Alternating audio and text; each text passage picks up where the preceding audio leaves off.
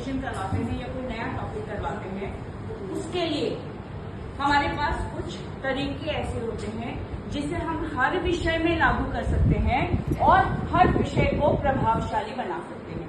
आज उन्हीं में से कुछ एक विषयों की हम बात करेंगे। सबसे पहला है रोटेशन टेबल। रोटेशन टेबल में ये बहुत प्रभावशाली तरीका, हर कोई अपने अपने विषय में इसे अपना सकता है। इसमें बच्चे प्योर लर्निंग के साथ बहुत कुछ जानते हैं। दरअसल हम अपनी क्लास में अगर 4 ग्रुप बना देते हैं और हर ग्रुप को यानी हर टीम को, हर लाइन को एक एक शीट दे देते हैं, तो किसी भी तरह की पुनरावृत्ति जो हमने पाठ पढ़ाया था वो बच्चे कैसे अपने अनुभवों से और साथ ही साथ दूसरों के अनुभवों से सीखते हैं, ये महत्वपूर्ण होता है। उदाहरण के लिए मैंने बच्चों को स्टेट्स के नाम याद करवाए।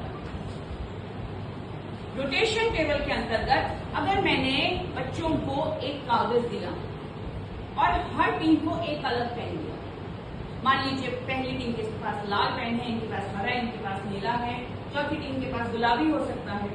उस शीट पर जो टीम ए है वो स्टेट्स के नाम जो उन्हें 1 मिनट में याद आए उन्होंने लिख लिया आपस में डिस्कस करने के लिए।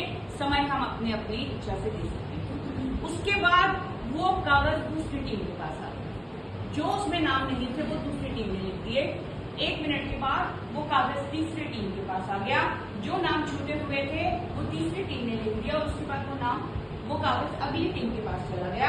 अगर रिमेनिंग कोई भी नाम रह गया था तो वो अगली टीम ने। इस तरीके से एक साथ चारों की चारों टीम्स ने एक प्रश्न का अभ्यास किया और साथ ही साथ हम एक साथ 4 प्रश्न, क्योंकि हमने 4 टीम्स बनाई हैं, हम 4 टीम्स को 4 प्रश्नों का अभ्यास करवाने के लिए कहते हैं। बच्चे अलर्ट मोड पे रहते हैं क्योंकि लिमिटेड टाइम होता है और अगर कोई पॉइंट छूट गया, दूसरे बच्चे जल्दी से देख रहे हैं कि क्या पॉइंट छूटा जो हम देख सकते हैं। तो इस तरह के जो तरीके होते हैं उन तरीकों से बच्चे आपस में पूरी टीम की भावना के साथ नया कुछ सीखते हैं और एक दूसरे को सीखने में मदद मिलती है। So I think it's a good method जो हम सब अपने अपने विषय में अपनी क्लास में अपना सकते हैं। आप मुझे बताओगे कि पॉलिटिकल साइंस में आप कैसे इस्तेमाल कर सकते हैं?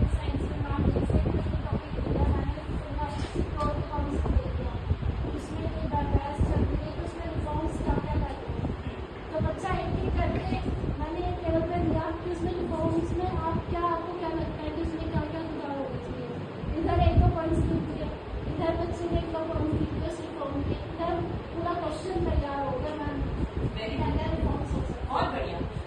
हम इसे लिटरेचर में, चाहे वो हिंदी हो, अंग्रेजी हो, पंजाबी हो, उर्दू हो, संस्कृत हो, उसमें बहुत अच्छी तरह इस्तेमाल कर सकते हैं। हमने बच्चे को एक अनुच्छेद दे दिया, उस पर आधारित प्रश्न निर्माण का काम दे दीजिए, उत्तर हम बात नहीं करते। पहले आप प्रश्न निर्माण दीजिए, वही अनुच्छेद 4 अनुच्छेद साथ के साथ तैयार हो जाएंगे, उस पर आधारित प्रश्न बहुत सारे तैयार हो जाएंगे। इसे हम प्राइमरी में भी बहुत आसानी से लेकर जा सकते हैं क्योंकि लर्निंग के जितने भी बिंदु प्राइमरी में हैं बच्चों के, वो खेल खेल में कहीं ज्यादा सीखेंगे। तो आज हमने किया रोटेशन। मेरा एक पॉइंट है मैडम, आजकल हमारा 10th और 12th में क्वेश्चन आते हैं तो पेपर जो है बच्चों को डायरेक्ट किताब का आता ही नहीं है। ज्यादातर क्वेश्चन की वर्तमान समय को उसको जोड़कर कि कितना प्रासंगिक है या वो उससे क्या अपना मतलब समझे, इस तरीके से उसकी सिग्निफिकेंस बताइए, वो लिखना होता है। तो कभी कभी तो बच्चों को ये लगता है कि शायद ये आउट ऑफ सिलेबस है, तो ये चीज भी बच्चों को समझानी पड़ती है कि ये तुम्हारे सिलेबस का ही है और बल्कि पढ़ाते वक्त जो बच्चों को तो लिमिटेड दिया जा रहा है और जिस टीचर ने डेप्थ में पढ़ाया वही बता सकता है कि इसको बियॉन्ड भी सोचो या बिटवीन द लाइन भी समझो। तो वो समझाना भी एक लंबा चौड़ा प्रक्रिया से करना चाहिए। एक बहुत ही महत्वपूर्ण पॉइंट हम सभी को दिया है कि अब सीबीएसई का जो सबसे पहला रूल है वो ये है कि पीछे के प्रश्न उत्तर रटने का अभ्यास बच्चे नहीं करेंगे और साथ ही साथ समझ विकसित करने की बात की गई है, क्योंकि जब हम 8 कॉम्पिटेंसीज की बात करते हैं, 8 दक्षताओं की बात करते हैं और दक्षता संबंधित शिक्षण आप हर कोई सेमिनार में भी सीख कर आता है। जो ये 8 दक्षताएं हैं उनमें एक सबसे बढ़कर वही है जिसकी बात आपने की है कि रटी रटाई परंपरा तो है ही नहीं, पीछे के प्रश्न ही नहीं आ रहे हैं। आपको थोरोली एक नंबर वाले क्वेश्चन करने के लिए पूरी बुक पढ़नी पड़ेगी, आपको कॉम्पिटेंसी बेस्ड करने के लिए टीचर की बात सुननी पड़ेगी, उसके अनुभव का अपने साथ जोड़ना पड़ेगा, तब जाके आप पेपर सॉल्व कर पाएंगे। और तभी बच्चे, अगर हम अंकों की दौड़ में बच्चों को भागने के लिए कहते हैं तो वो तभी अर्जित कर पाएंगे जब वो पाठ को समझेंगे।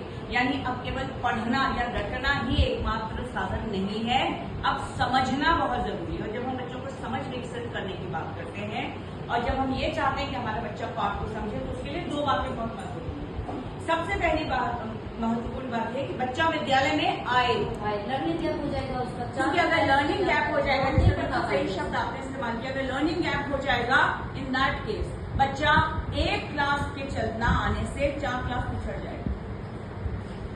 तो एक as teacher, as role model हम सबका दायित्व है कि हम बच्चों को लगातार कक्षा में आने के लिए प्रवृत्त करें। और दूसरी जो महत्वपूर्ण बात है वो ये है कि जब हम पढ़ाएं तो बच्चों को बिल्कुल पीछे के प्रश्न करने के लिए ही प्रेरित ना करें, बल्कि समझ विकसित करने के लिए उन साधनों का प्रयोग करें जिससे बच्चा केवल पढ़े नहीं समझे। स्वयं ज्यादा करें और हमारी भूमिका केवल मेंटोर की रह जाए जो उन्हें दिशा निर्देश तो दे रहे हैं लेकिन उन्हें स्कूल फीडिंग नहीं कर रहे हैं। Thank you so much.